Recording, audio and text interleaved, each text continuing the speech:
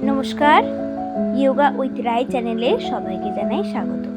চলে এসেছি আজকে একটা নতুন পর্ব নিয়ে। আজকে দেখাবো কিছু লেগ এক্সারসাইজ।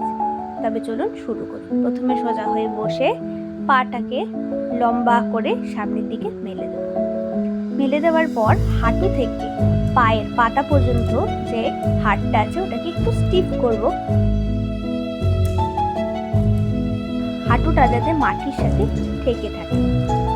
এরপর পায়ের পাতাটাকে একবার আপ করব, একবার ডাউন করব। স্টিফ করা অবস্থাতে একবার আপ করব, একবার ডাউন, ঠিক যেমন ভাবে আমি এখানে দেখাচ্ছি। এবার বলি এর উপকারিতা। যাদের পায়ে ব্যথা, ঠিক মতো চলতে পারেন না, অসুবিধা হয় হাঁটা চলা করতে, সিঁড়ি দিয়ে উঠতে কষ্ট হয়, আমি তাদেরকে বলবো দিনে 15টা মিনিট সময় বার করে এই এক্সারসাইজটা করুন, দেখবেন একটু হলেও রিলিফ পাবেন। এটা করতে গেলে অনেকের হয়তো পায়ে টান ধরতে পারে, তবে সেটা ধীরে ধীরে ঠিক হয়ে যাবে। একটু আস্তে ধীরে করবেন, প্রথমে তাড়াহুড়ো করবেন না, একটু আস্তে ধীরে করার চেষ্টা করবেন, দেখবেন হবে। পায়ের ব্যথার রিলিফ অনেকটা পাবেন এটা করার ফলে। ঠিক যেমনভাবে আমি দেখাচ্ছি, দরকার পড়লে হাত দিয়ে হাঁটুটাকে চেপে ধরে রাখবেন, চেপে ধরে তারপরে আপ এবং ডাউন করবেন পায়ের পাতাটা, দেখবেন পারবেন।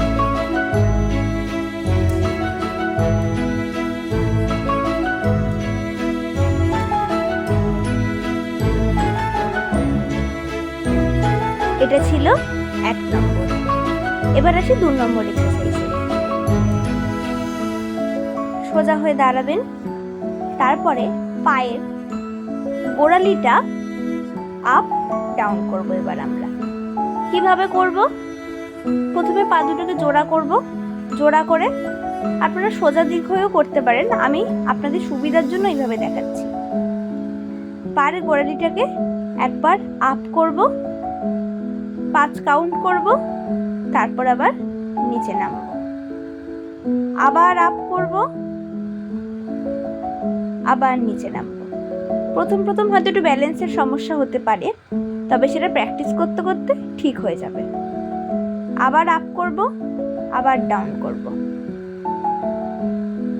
ঠিক এইভাবেই ধীরে ধীরে করতে হবে। এটাও দিনে 15টা মিনিট সময় বার করে করুন, দেখবেন অনেক উপকার পাবেন।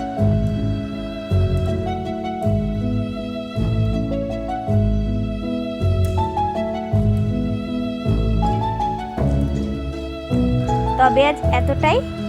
দেখা হবে আবার একটা নতুন ভিডিও নিয়ে খুব তাড়াতাড়ি।